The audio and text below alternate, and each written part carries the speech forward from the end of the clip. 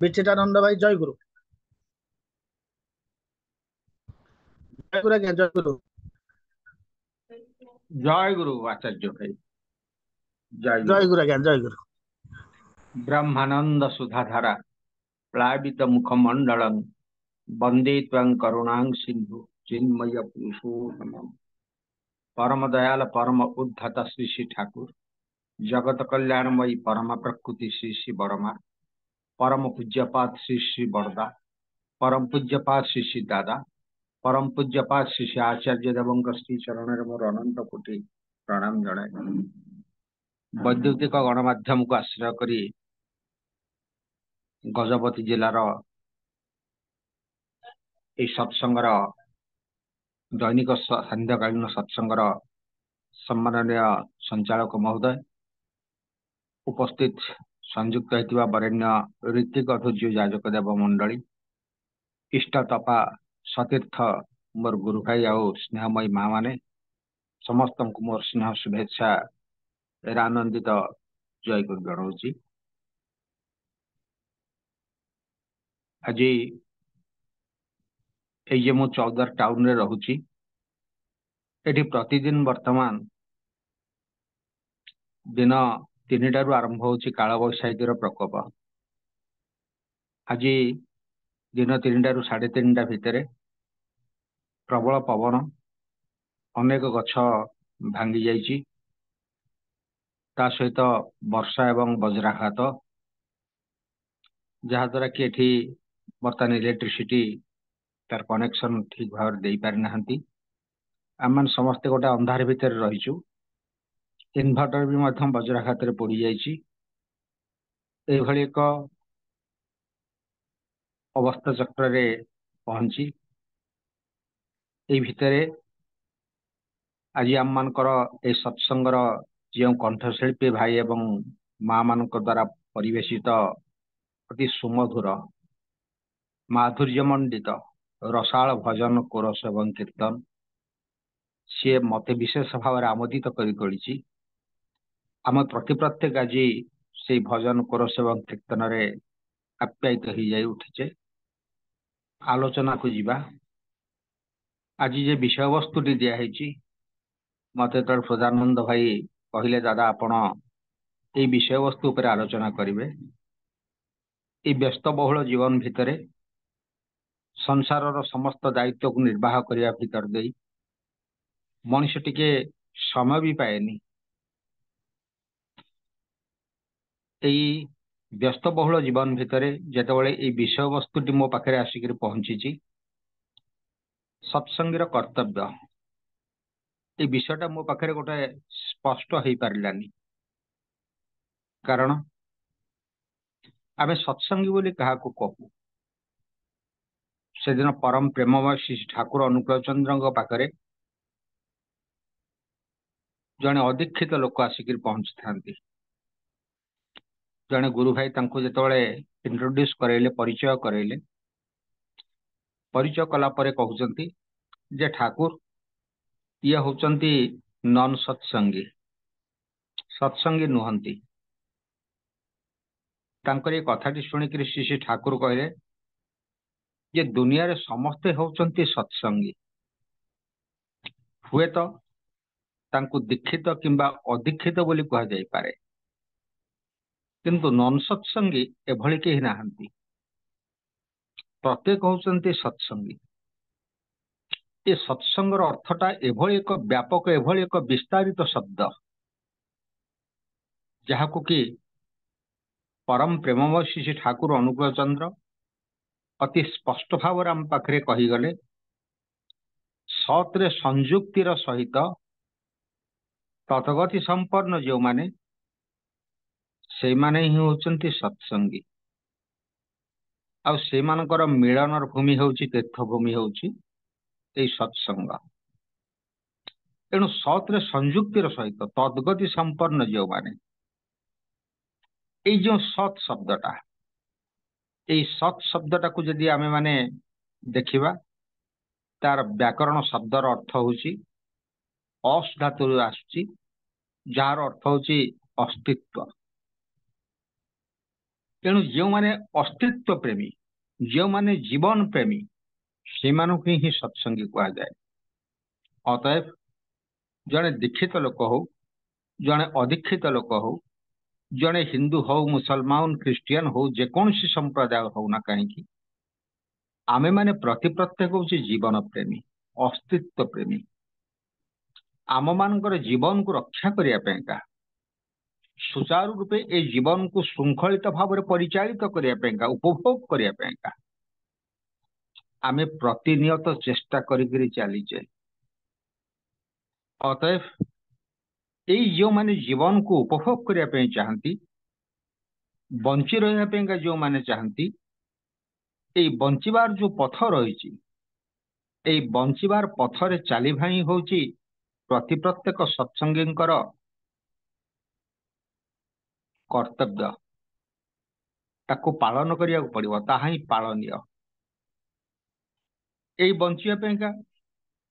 ମଣିଷ ଜୀବନର ତିନୋଟି ଜିନିଷ ଆବଶ୍ୟକ ରହିଛି। ଗୋଟିଏ ଜିନିଷ ହଉଛି ମଣିଷର ଇଣ୍ଡିଭିଜୁଆଲ, ଗୋଟିଏ ହଉଛି ତାର ଆଇଡିଆଲ ସେଣ୍ଟ୍ରିକ ଲାଇଫ, ଆଦର୍ଶ କେନ୍ଦ୍ରିକ ଜୀବନ ଯାପନ, ଗୋଟିଏ ହଉଛି ତାର ପରିବେଶକୁ ନେଇକି ତାର ଜୀବନ। ଏଭଳି ଭାବରେ ଯଦି ଦେଖାଯାଏ, ତାହେଲେ ପ୍ରତ୍ୟେକ ମଣିଷ ଯୋଉମାନେ ଠାକୁରଙ୍କର ବା ଯେକୌଣସି ଗୁରୁଙ୍କର ଦୀକ୍ଷା ନେଇଥାନ୍ତି, ସେମାନଙ୍କର ପ୍ରଥମ ସମ୍ପର୍କଟା ଥାଏ ତାଙ୍କର ଗୁରୁଙ୍କ ସହିତ, ତାଙ୍କର ଆଦର୍ଶ ସହିତ, ଆଇଡିଆଲଙ୍କ ସହିତ। ଆମମାନଙ୍କର ଯୋଉ ଦିନଚର୍ଯ୍ୟା ରହିଛି, ଜଣେ ସତ୍ସଙ୍ଗୀର ଯୋଉ ଦିନଚର୍ଯ୍ୟା ରହିଛି, ସିଏ ହଉଛି ତାର ଗୋଟେ କର୍ତ୍ତବ୍ୟ। ଜଣେ ସତ୍ସଙ୍ଗୀର ତାର ଯୋଉ ପରିବେଶ ପାଇଁକା ଯୋଉ ସିଏ ଲାଗିଛି, ଚେଷ୍ଟା କରୁଛି ପରିବେଶକୁ ବଞ୍ଚିବା ପାଇଁକା, ସେଟା ବି ତାର ଗୋଟେ କର୍ତ୍ତବ୍ୟ। ତେଣୁ ଏଇ ଯୋଉ ଦିନଚର୍ଯ୍ୟା ଭିତରେ ରହିଛି, ପ୍ରଥମେ ମଣିଷର ଜୀବନଟା ଆରମ୍ଭ ହୁଏ ଲାଇଫ ୱିଥ ଆଇଡିଆଲ। ଆମେ ମାନେ ପ୍ରତ୍ୟେକ ପ୍ରାତଃ ସମୟରୁ ଉଠି ପ୍ରଥମେ ଆମମାନଙ୍କର ନିତ୍ୟକର୍ମ ସାରି ପରିଷ୍କାର ପରିଶୁଦ୍ଧ ହୋଇ ଶ୍ରୀ ଠାକୁରଙ୍କ ପାଖରେ କିଛି ସମୟ ବସିକି ନାମ ଜପ କରୁ, ଧ୍ୟାନ କରୁ। ଏଇ ଧ୍ୟାନ କଲା ପରେ ଠାକୁରଙ୍କ ପାଖରେ ଇଷ୍ଟପୃତି ନିବେଦନ କରାଯାଏ। ଏଇ ହଉଛି ତାର ଲାଇଫଟା ଆରମ୍ଭ ହୁଏ, ଦିନଟା ଆରମ୍ଭ ହୁଏ ଆଦର୍ଶଙ୍କୁ ନେଇକିରି। ତାପରେ ଆସେ ତାର life with family. A life with family ଯେତେବେଳେ ପ୍ରାର୍ଥନାର ସମୟ ଆସିଯାଏ, ପରିବାରର ସମସ୍ତ ସଦସ୍ୟ ଠାକୁରଙ୍କ ଘରକୁ ପଳେଇ ଆସନ୍ତି, ଠାକୁରଙ୍କ ପାଖରେ ବସନ୍ତି ଏବଂ ଏକାଠି ଠାକୁରଙ୍କର ଶଙ୍ଖଧ୍ୱନି ସହିତ ସେ ବିନତି ପ୍ରାର୍ଥନା ଆରମ୍ଭ ହୁଏ। ପରସ୍ପର ସହିତ ଯେତେବେଳେ ଗୁରୁଜନ ମାନଙ୍କୁ ପ୍ରଣାମ କରନ୍ତି ଏବଂ ପରସ୍ପର ସହିତ ଯେତେବେଳେ ଆଳାପ ଆଲୋଚନା ଚାଲେ, ସେଇ ଦିନର କଣ କଣ ରହିଛି କରଣୀୟ, କଣ କଣ ରହିଛି ଦାୟିତ୍ୱ, କଣ ରହିଛି, କିଏ କୋଉ ଦାୟିତ୍ୱ ନବ, କାହାର ଶରୀର କିଭଳି ଭାବରେ ଅଛି, ଏଭଳି ଭାବରେ ଗୋଟେ ଆଲୋଚନା କିଛି ସମୟ ଚାଲେ ପ୍ରାର୍ଥନା ପରେ। ତାପରେ ଆସେ ମଣିଷର ଲାଇଫ ୱିଥ ଏନଭାରନମେଣ୍ଟ। ତାର ଯୋଉ ପରିବେଶ ରହିଛି, ଏଇ ପରିବେଶ ସହିତ ତାକୁ ଯୋଗଯୁକ୍ତ ହେବାକୁ ପଡେ। ପରିବେଶ ସହିତ ତାକୁ ସମ୍ପର୍କ ସ୍ଥାପନ କରିବାକୁ ପଡେ। ପରିବେଶର ଭଲ ମନ୍ଦ ତାକୁ ବୁଝିବାକୁ ପଡେ। ସେତେବେଳେ ହୁଏତ ସେ କୌଣସି ଗୁରୁ ଭାଇଙ୍କ ପାଖକୁ ଯାଏ, ପଡାପଡୋଶୀଙ୍କ ପାଖକୁ ଯାଏ, କାହା ସହିତ ବ୍ୟକ୍ତିଗତ ଆଳାପ ଆଲୋଚନା କରେ, କାହା ସହିତ ଟେଲିଫୋନ ମାଧ୍ୟମରେ ମଧ୍ୟ ଆଳାପ ଆଲୋଚନା କରେ। ଏଇ ଯୋଉ ପରିବେଶଟା ଯଦି ମଣିଷର ଠିକ ନ ରହେ, ପରିବେଶ ସହିତ ମଣିଷର ଯଦି ସମ୍ପର୍କ ଠିକ ଭାବରେ ନ ରହେ, ତାହେଲେ ମଣିଷର ବଞ୍ଚିବାଟା ଗୋଟେ ଦୁର୍ବିଷହ ହେଇ ପଡେ। ସେଥିପାଇଁ ଶ୍ରୀ ଠାକୁର କହୁଛନ୍ତି ଲାଇଫ ୱିଥ ଏନଭାରନମେଣ୍ଟ। ଏବଂ ଶେଷ ମୁହୂର୍ତ୍ତଟି ହଉଛି ଲାଇଫ ୱିଥ ସଲିଚ୍ୟୁଡ। ଏଇ ନିର୍ଜନତା, ଏଇ ଯେ ବିଜନତା, ଏ ନିର୍ଜନତା, ଏ ବିଜନତା ମଣିଷକୁ ଅନେକ ଶାନ୍ତି ଦିଏ। ମଣିଷର ଯୋଉ ମନ ଭିତରେ, ଭାରାକ୍ରାନ୍ତ ମନ ଭିତରେ ଏକ ଐଶୀ ଚେତନା, ଐଶୀ ଭାବ ସୃଷ୍ଟି କରେ। ହୁଏତ ଗୋଟେ ନିର୍ଜନ ସ୍ଥାନରେ ହଉ କିମ୍ବା ଗୋଟେ ନିର୍ଜନ ପ୍ରହରରେ ହଉ, ସମୟରେ ହଉ, ମଣିଷ ଯେତେବେଳେ ଏଇ ଯେ ସୃଷ୍ଟି ରହିଛି, ଏଇ ଯେ ପ୍ରାକୃତିକ ପରିବେଶ ରହିଛି, ସେ ଆକାଶକୁ ହଉନା କାହିଁକି ଯଦି ଚାହିଁକିରି କିଛି ସମୟ ବସେ, କିମ୍ବା ଦୂର ଦିଗ୍ବଳୟକୁ ଚାହିଁକି ଯଦି କିଛି ସମୟ ବସେ, ତା ମନ ଭିତରେ ଯୋଉ ଭାରାକ୍ରାନ୍ତ ମନ ରହିଛି, ସେ ଭାରାକ୍ରାନ୍ତ ମନର ଗୋଟେ ଲାଘବ ହୁଏ। ତେଣୁ ଏଇ ଯେ ମଣିଷର ଜୀବନ ରହିଛି, ଦିନଚର୍ଯ୍ୟା ରହିଛି, ଏ ଦିନଚର୍ଯ୍ୟା ଭିତରେ ରହିଛି life with ideal, life with family, life with environment and life with solitude. ତେଣୁ ଆମ ମାନଙ୍କର ଯେ ଠାକୁରଙ୍କର ଦୀକ୍ଷା ଗ୍ରହଣ ପ୍ରତି ପ୍ରତ୍ୟେକ ଆମେ ମାନେ କରିଛେ, এই ଦୀକ୍ଷା ଗ୍ରହଣ ପରେ ଏଇ ଅସ୍ତିତ୍ୱକୁ କିଭଳି ଭାବରେ ଆମେ ମାନେ ରକ୍ଷା କରିପାରିବା, ତାର ଜୀବନର ଯୋଉ ନିୟମ, ଜୀବନକୁ ରକ୍ଷା କରିବାର ଯୋଉ ଯୋଉ ନିୟମ ଗୁଡିକ ରହିଛି, ସେ ନିୟମ ଗୁଡିକ ଶ୍ରୀ ଶ୍ରୀ ଠାକୁର ଆମମାନଙ୍କୁ କହି ଯାଇଛନ୍ତି। ଆମମାନଙ୍କ ପାଖରେ ଶ୍ରୀ ଶ୍ରୀ ଠାକୁର ସେ ସମସ୍ତ ଜିନିଷ ବତେଇ ଦେଇ ଯାଇଛନ୍ତି। ତେଣୁ ଆମମାନଙ୍କୁ ପ୍ରତି ପ୍ରତ୍ୟେକଙ୍କୁ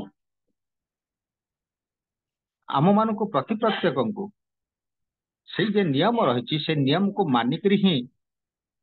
ଚାଲିବାକୁ ହିଁ ପଡିବ। ଯଦି ସେ ନିୟମର ଆମେ ମାନେ ପ୍ରତି ପ୍ରତ୍ୟେକ ବ୍ୟତିକ୍ରମୀ ହେବା, ତାହେଲେ ଆମ ମାନଙ୍କର ଯୋଉ ଜୀବନ ରହିଛି, ଏ ଜୀବନ ଆମ ମାନଙ୍କର ପ୍ରତି ପ୍ରତ୍ୟେକଙ୍କର ଗୋଟେ ଦୁର୍ବିଷହ ହେଇ ପଡିବ। ସତ୍ସଙ୍ଗ ଉପରେ ଶ୍ରୀ ଶ୍ରୀ ଠାକୁର ଅନେକ ଦାୟିତ୍ୱ ଦେଇଛନ୍ତି। ଠାକୁର କହୁଛନ୍ତି ଜଣେ ରଣାଙ୍ଗନରେ ଜଣେ ସେନାପତିର ଦାୟିତ୍ୱ ଯେତିକି, ଏଇ ସଂସାରରେ ତମ ମାନଙ୍କର ଦାୟିତ୍ୱ ତାଠାରୁ ଢେର ଅଧିକା। ଦୁର୍ଦିନରେ ଦୁର୍ବିପାକରେ ଅନେକ ଲୋକ ଆସିକି ତମ ପାଖରେ ପହଞ୍ଚିବେ। ତାଙ୍କର ଜୀବନର ଯୋଉ କଠିନ ସମସ୍ୟା ରହିଛି, ଯୋଉ ସମସ୍ୟାର ସମାଧାନ ସେମାନେ କରିପାରନ୍ତିନି କିମ୍ବା ତାଙ୍କର ପରିବେଶ କରିପାରେନି, ସେଇ ସମସ୍ୟାର ସମାଧାନର ସୂତ୍ର ଟିକକ ପାଇବା ପାଇଁକା ତମ ମାନଙ୍କ ନିକଟରେ ଆସିକରି ଅନେକ ଲୋକ ଆସିକି ତମ ମାନଙ୍କ ନିକଟରେ ପହଞ୍ଚିବେ। ଏଇ ଯେ ଦୁନିଆର ସମସ୍ତ ସମସ୍ୟା ରହିଛି, ସମସ୍ତ ଲୋକମାନଙ୍କର ଯୋଉ ଦାୟୀ ଦାୟିତ୍ୱ ରହିଛି, ଏ ସବୁ ଲୋକମାନଙ୍କର ଦାୟୀ ଦାୟିତ୍ୱକୁ ବହନ କଲା ଭଳିଆ ମଣିଷ ଭିତରେ ସେଇ ଯୋଗ୍ୟତାର ଆବଶ୍ୟକତା ରହିଛି, ସେଇ ଦକ୍ଷତାର ଆବଶ୍ୟକତା ରହିଛି। ସେଦିନ ଶ୍ରୀ ଶ୍ରୀ ଠାକୁରଙ୍କ ନିକଟରେ ଏ ସମସ୍ତ କବିତା ଆବୃତ୍ତି ହଉଥାଏ। କେଷ୍ଟଦାଙ୍କର ଝିଅ ଯେ ସମ୍ବିତ ଦିଦି, ସେ ସେଦିନ ଗୋଟେ କବିତାର ଗୋଟେ ଅଂଶ ପଢିକିରି ଠାକୁରଙ୍କୁ ଶୁଣାଉଥାନ୍ତି। ସେ କବିତାଟି ଥିଲା, ବହୁ ରୂପେ ସମ୍ମୁଖେ ତୁମର, ଛାଡ଼ି କେଉଁଠି ଖୋଜୁଛ ଈଶ୍ୱର, ଯିବେ କରେ ପ୍ରିୟ ବିତରଣ, ସେଇ ଜନ ଲଭିଛି ଈଶ୍ୱର। ତେଣୁ ଏଇ ଜୀବନର ଯିଏ ପ୍ରିୟ ପରମ ଯିଏ, ତାଙ୍କୁ ଯିଏ ପରିବେଶରେ ପ୍ରତିଷ୍ଠା କରିପାରେ,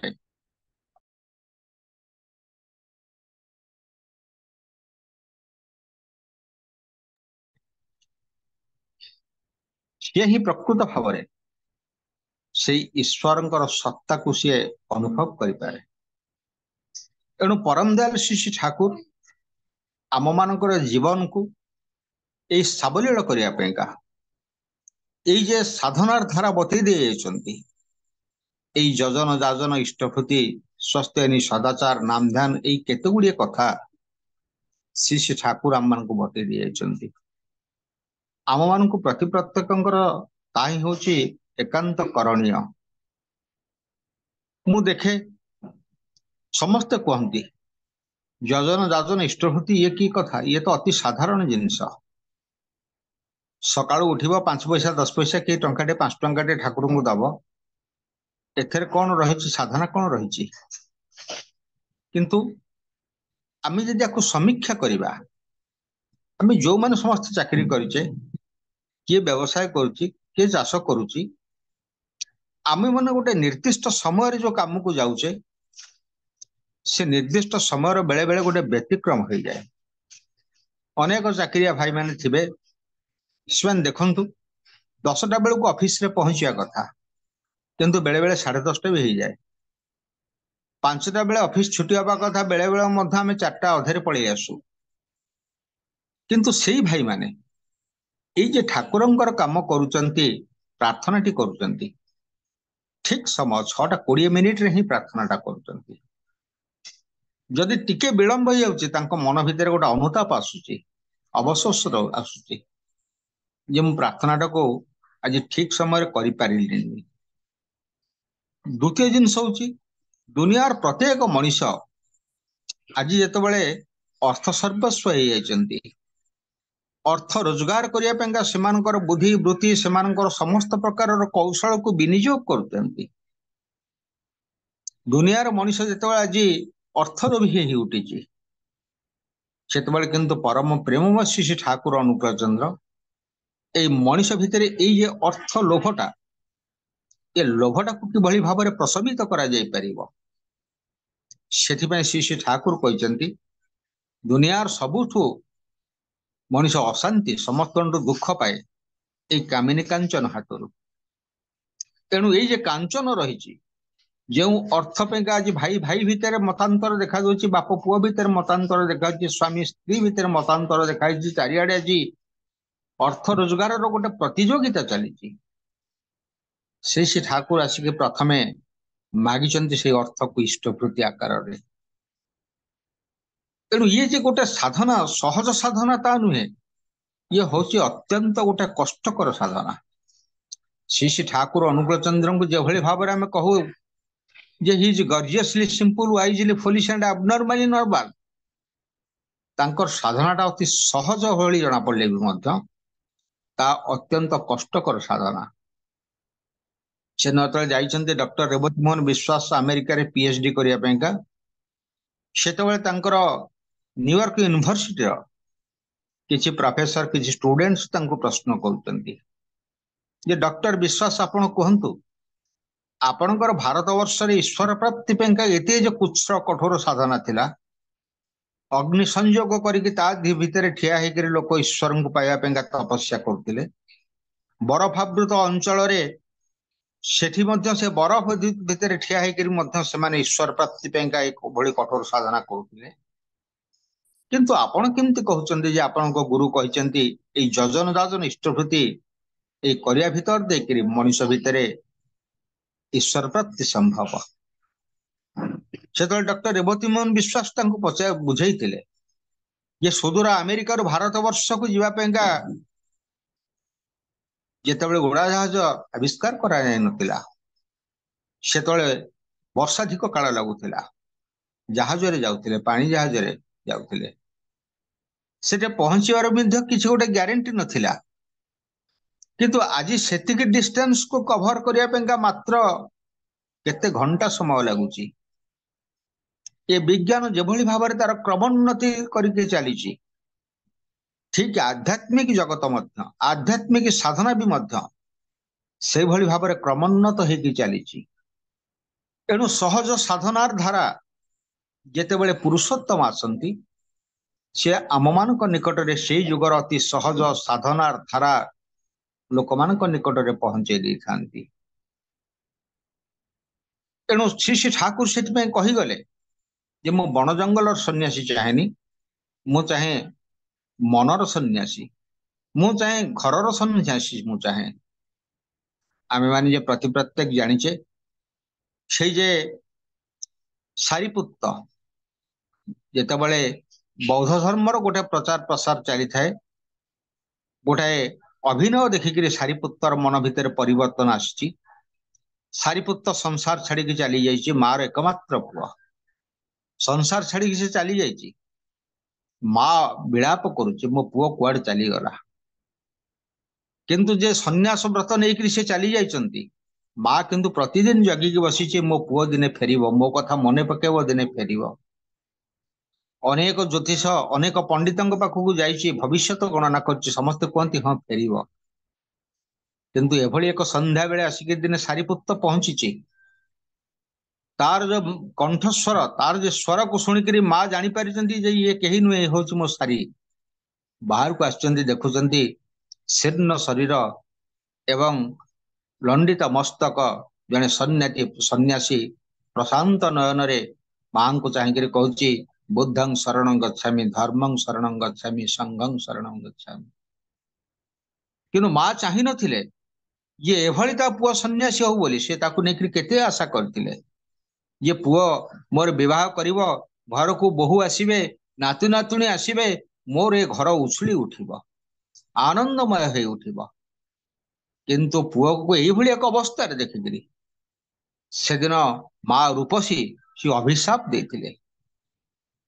जे तुम्हें बौद्ध भिक्षु फेरी जाओ मु एभली निर्वाण चाहेनी लक्ष लक्षर मार पणत कानी को शून्य करिकिरी जो आध्यात्मिक अनुष्ठान तुम मानकर गढ़ी उठी मु अभिशाप दौची से आध्यात्मिक अनुष्ठान बेसी दिन तिष्ठि रहिबो तेणु श्री श्री ठाकुर अनुकूल चंद्र चाहते जे मनुष्यर गोटे सांसारिक जीवन केमती सहज सुंदर मधुमय हो उठिब से दिन श्री विवेकानंद से दिन शिकागो रिलीजियस कॉन्फ्रेंस से कहते जो धर्म लक्ष लक्ष निरन्न लोक मुठाई अन्न जोगे न पारे से धर्म धर्म नुहे जो धर्म लक्ष लक्ष वैधव मांकर वैधव्य जंत्रणा को दूर कर न पारे से धर्म धर्म नुहे सी हूँ पिशाचर एक नृत्य तेणु अपने आचरी धर्म जीवे शिखाए पुरुषोत्तम श्री श्री ठाकुर अनुकूल चंद्र आसचंती आचरण करी आज जीव जगत पाखे देखी देइचंती कि धर्म किभली भाव मनुष्य को पालन करने को हब आर जे प्रत्येक लक्षण से लक्षण टी आज सत्संगी मानकर चरित्र भितर देखा दूची से आज घर संसार पिला पिली से समस्त भितर थी से आसक्त नुहति से एक निर्लिप्त जीवन यापन करती अनेक वृद्ध लोक रही सत्संग जो मान को 80-90 वर्ष है किंतु तथापि से आज से परम पुरुषंकर इच्छा को पूरण करके आनंदित हवापेका से आज सत्संग आगे चलती से भी डीपी वर्क आगे चलती से शतदीक्षा आगे चलती लोक दीक्षित करने आगे चलती तेणु ये सत्संग एक विशाल आंदोलन देखा श्री श्री ठाकुर सत्संगी मान से दायित्व बहुत दे जाइछंती श्री श्री ठाकुर कहते तुम्हें आजन्म सत्संगी हो पार तुमर जाजन तुमर वक्तृतार आकु मारी हिमाचल दीक्षा कराई दे पार जगतर समस्त ऐश्वर्य आणिक मो पद प्रांत ढाली दे पार किंतु मोर कथा गुड़िक तुमर चरित्र चरित्रायित हो तुम रेतधारा भितर दे तुम संतान संतति भितर जदि से गुड़िक फुटे तोली न पारिल ताहेले तमे मते ठकी देई गल तेणु यही हूँ सत्संगीर वास्तव वर्तमान दुनिया रे वर्तमान समाज जो भली भाव चली यही हूँ जड़े सत्संगर परम दायित्व परम कर्तव्य तार रेतधारा भितर देकर तार परिवार भितर देकर से केते दूर श्री ठाकुर को प्रतिष्ठा करि पारुछि जेभली भाव से श्री ठाकुर कहते मिस्टर एक्समैन जेतबेले आसुचंती ठाकुर निकट को ठाकुर को कहते Thakur we are rich we are prosperous but our heart is barren and home is broken you are only the solutions of our modern problems America need you कहते ठाकुर अमेरिकार समस्त प्राचुर्यता थिले भी मध्य आम मान हृदय भांगी जाइछि ए परिवार भीतर शांति नहीं आपण को अमेरिका चाहे तेन परम दयाल श्री श्री ठाकुर अनुकूल चंद्र क्षमा सुंदर चाहणी चाहे एक्समैन को कहते जे मु तोरी कांधे बसिकी बुलबी मु तोरी मुह देकर कथबार्ता करी मु तोरी मुह देकर खाइबी तू जुआड़े जीवु मत मु तोरी सहित जीवी तेणु आम मान सहित आम मान चाली चलन आचरण व्यवहार कथबार्ता भितर देकर भाव श्री श्री ठाकुर अनुकूल चंद्र प्रतिभात हुंती ताहा ही हूँ आम मान सत्संगी मान एक विशाल दायित्व रही किंतु धर्मर कथा कहवा एवं धर्म को आचरण करवा ता हूँ एक भिन्न दिग ता हूँ एक कठोर साधना धर्म को कहवाटा धर्मर कथा कहवा जो माने कहती से धर्म कथक कह जाए किंतु धर्म को जो माने आचरण करती से ही धार्मिक तेणु श्री श्री ठाकुर आशा बांधिक आम मान निकट रही किभली भाव आमे माने प्रति प्रत्येक तांकर आदर्श रे विच्युत न हवा तेणु आम मान को से अनिष्ठ अच्युत होकर तांकरी दिगरे तांकरी निर्देश को बहन करके चलिया पड़िबो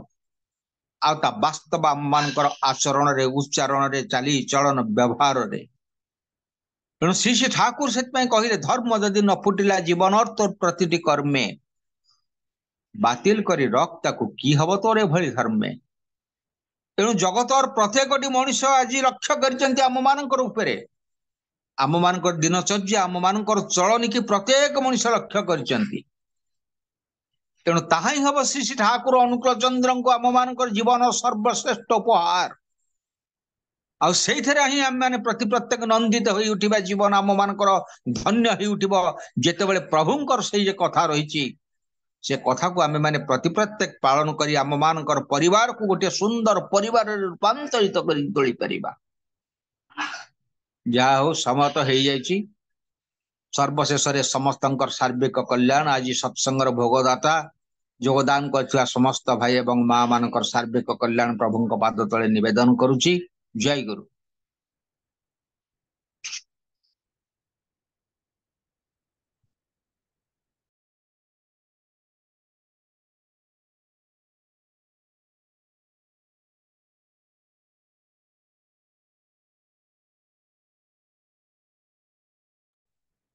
जय गुरु आचार्य भाई जय गुरु आज्ञा जय गुरु जय गुरु जय गुरु आज्ञा आज्ञा से अनम्यूट होके रही जातला म ओपन करनथली जे वास्तव में चिंता करुथली आपनकर समस्त कथा को सुनुथली समय भी थिला आपनक हाथ राउ आपण आ 3-4 मिनिट भी कहबार प्रयोजन थिला जे वास्तव में प्रत्येकटी शब्द प्रत्येकटी कमा प्रत्येकटी पूर्णच्छेद ता भीतर ही इष्ट प्रेरणा थिला आम माने धर्म कथक श्री ठाकुर चाहिए आम धर्माचारी हाँपाई धर्म को आचरण भितर रखापी आ सत्संगर कर्तव्य जे केते विशाल आपण प्रत्येक कथा ही अति संक्षिप्त भाव आम मान निकट में तोड़ी धरिले से विवेकानंद कथा हो सारीपुटर कथा हो जे मनीष यही जजन जाजन इष्ट वृत्ति एते सहज सरल बाट श्री ठाकुर आमको दे जाइछन्ति केवल गोटे उद्देश्य आम मानकर रेतधारा भितर से जमी प्रतिष्ठित परिवार भितर प्रतिष्ठा लाभ कर आम मानकर रेतधारा भितर पुनर्बार से आसी विश्व यही समस्त दिगटा को जमी मनीष पाखे पहुंचे दबा अति चमत्कार आपण कथा पर विश्लेषण कर मोर से योग्यता ना कि दुष्टता ना बहुत भल ही लगे तेणु यही पदे दुपद कथा आपण कथा पर कहीदेली क्षमा करदेवे अति सुंदर लगे गतकाली आम शुणु सत्संगीर कर्तव्य बहु भाव दे बहु दिग दे कि पंडित विजय कुमार आचार्य अति सुंदर भाव आलोचना रखी आज आलोचना आहुरी ग्रहणीय होता मनटा शांत हो जाऊँ वास्तव भाव में मनटा भरपूर हो जाऊँ सब गुरुत्वपूर्ण कथा हूँ जिते आपण मान मुहर श्री ठाकुर कथा शुणा मिले से मन में गोटे आनंद आसे आश्वस्त आसे जे श्री ठाकुर को बुझी विज्ञ प्राज्ञ व्यक्ति विशेष मुबा किए यहीटा मान को बहुत दिगरे इष्ट दिगरे अनुप्रेरित कर तोड़े से चाहिदा रहे आपण मैंने योगदान कर सत्संग सामिल आम भाव जगत को सहित जोगयुक्त कर माध्यम ही उठु ताही प्रार्थना रखे ताही कामना करे प्रभुंकर श्रीरंगा तरण तले आप भलरे थांतु जय गुरु विचारानंद भाई जय गुरु समस्त की जय गुरु खूब सुंदर भाव में आज सत्संग पावन अवसर 10,046तम आउ 3 दिन पर आम 1050तम प्रवेश करवा अति भरपूर सत्संग आम समस्ते प्राप्त होचे आज हूँ तृतीय रविवार विभिन्न सत्संग केन्द्र विहार आज सत्संग होचे आमर विद्यारपुर सत्संग विहार आज मासिक पाड़ी मो घरे कहीं ना एकला मु रही समस्ते सत्संग जाइए 7:30 बेले सत्संग हम आउ तेणु उपस्थान जदियो कम अच्छी किंतु आलोचना एते सुंदर एते प्राण उदीप्त एते जीवन एते शिक्षणीय जहाँकि भाषा दे वर्णना कर पारे ना सभा शेष में समस्त सुदीर्घ निरामय जीवन इष्टपुट जीवन प्रार्थना रखे परम पिता परार भितर एवं आमंत्रण रखे समापनी दिग को मोर अत्यंत अपना से युक्त मुरलीधर बेहरा भाई को से समापनी संगीत सहित सत्संग साग करेंगे। मुरली भाई जय गुरु। जय गुरु दादा। जय गुरु आज्ञा जय गुरु। उपस्थित समस्त प्रणाम एवं जय गुरु।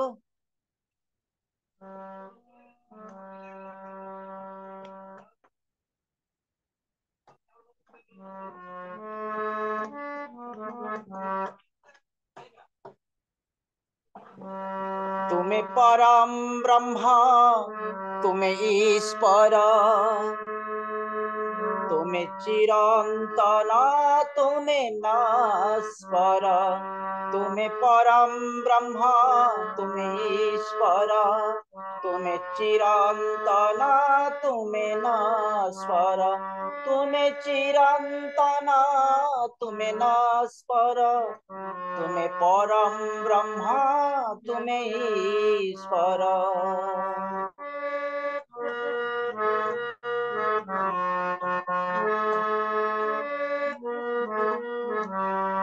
ए सारा जगते व्याप्त तुम लीला नहीं अंत ए सारा जगते व्याप्त तुम लीला नहीं अंत तुम्हें जीव जीवन कारण विस्पर तुम्हें जीव जीवन कारण विस्पर तुम्हें परम ब्रह्म तुम्हें ईश्वर तुम्हें चिरंतन तुम्हें नास्पर तुम्हें चिरंतन तुम्हें नास्पर।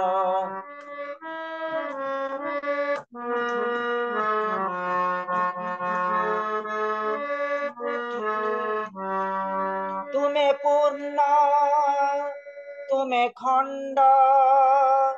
तुमठी ब्रह्मांड पिंड तुम्हें पूर्ण तुम्हें खंड तुमठी ब्रह्मांड पिंड नहीं भेद तुम्हें एकाकार नहीं भेद तुम्हें एकाकार तुम्हें भूत भविष्यत तुम्हें अनादि अनंत तुम्हें भूत भविष्यत तुम्हें अनादि अनंत ध्रुव तारा तुम्हें पथि कर ध्रुव तारा तुम्हें पथि कर तुम्हें परम ब्रह्म तुम्हें ईश्वर तुम्हें चिरंतन तुम्हें नास्पर तुम्हें चिरंतन तुम्हें नास्पर।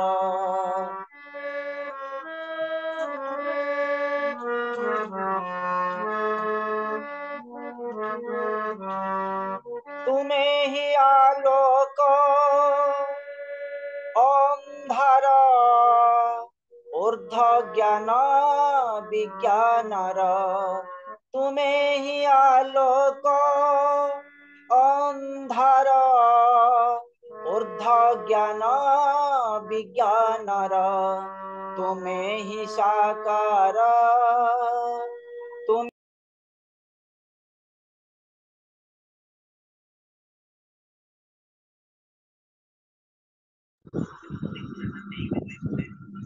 ए जगत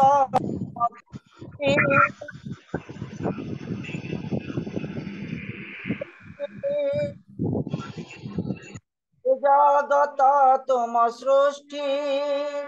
कर हे करुणा वृष्टि श्रीपयरे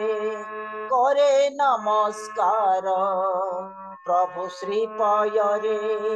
करे नमस्कार तुम्हें परम ब्रह्म तुम्हें ईश्वर तुम्हें चिरंतन तुम्हें नास्वर तुम्हें परम ब्रह्म तुम्हें ईश्वर तुम्हें चिरंतन तुम्हें नास्वर तुम्हें परम ब्रह्म तुम्हें ईश्वर तुम्हें चिरंतन तुम्हें ना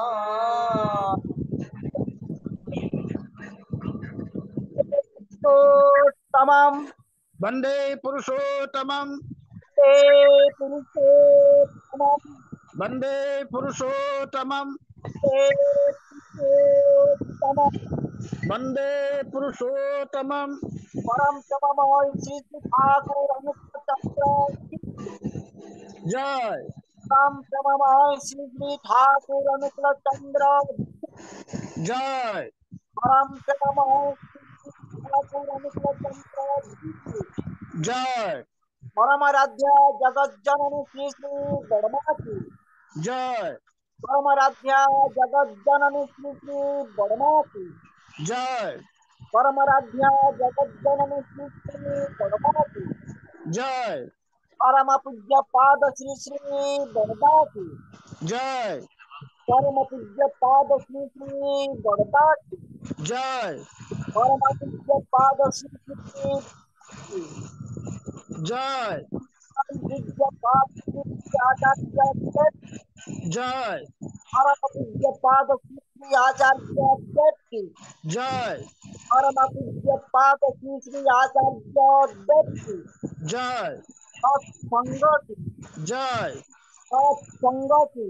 जय सत्संग की जय पुरुषोत्तमं वंदे पुरुषोत्तमं आर्यपुत्रं वंदे आद्य पितृन् मातृवर्गं वंदे भातृवर्गान् मुक्तिदायकं वंदे अहं कृष्टि दैवतम् पुरुषोत्तमं वंदे पुरुषोत्तमं परम तमः श्री श्री ठाकुर अनुकूल चंद्र की जय जय गुरु समस्त जय गुरु जय गुरु समस्त भाई ମାନଙ୍କୁ जय गुरु समस्त को जय गुरु दादा गुरु मुरली भाई जय गुरु दादा माँ मन को जय गुरु जगन्नाथ जय गुरु जय गुरु जय गुरु समस्त दादा मामा को जय गुरु भाई माँ ମାନଙ୍କୁ जय गुरु जय गुरु दादा जय गुरु जय गुरु समस्त को जय गुरु जय गुरु दादा जय गुरु समस्त जय गुरु जय गुरु समस्त जय जय गुरु समस्त जय गुरु जय गुरु जय गुरु जय गुरु आचार्य जा अछंती विचित्रानंद आचार्य जा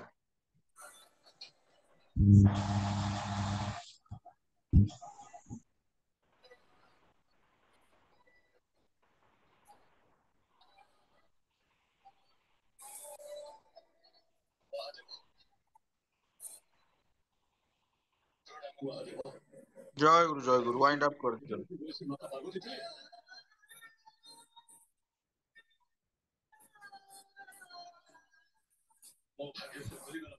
ସବୁ ସତ୍ସଙ୍ଗରେ ନକଳୁ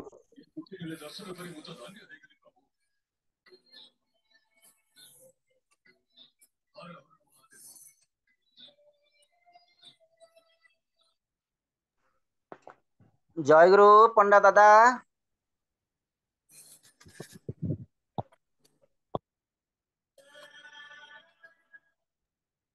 जय गुरु समस्त जय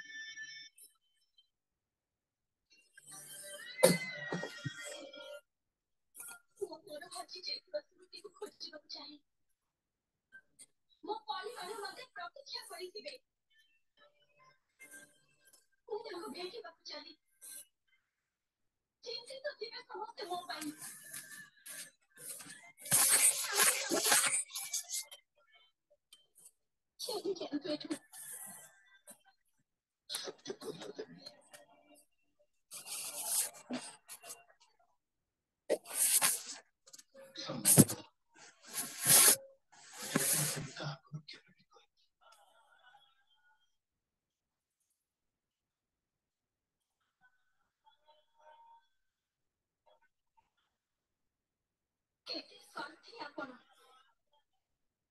ମୁଁ ଏଠାରେ ମୋ ପରିବାର ଲୋକଙ୍କ ପାଇଁ ଚିନ୍ତିତ ଅଛି